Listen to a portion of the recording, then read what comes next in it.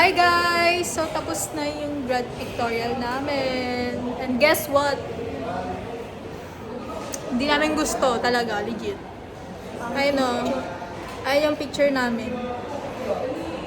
Oh, diba? Pangit. Hindi namin gusto talaga. Mas maganda pa yung camera neto ni Pat. Tsaka ni Karen.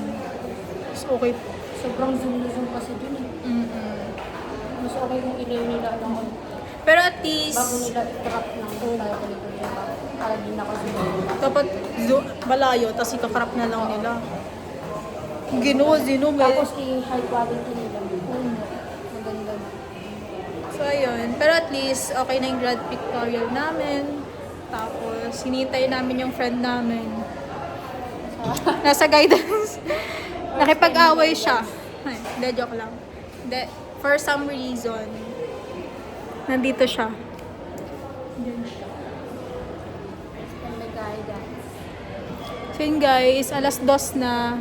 Tapos, may pupuntahan pa kaming office. Antok na din siya. Sino ba mag-aantay pa pala? Pero nandun sa kanila.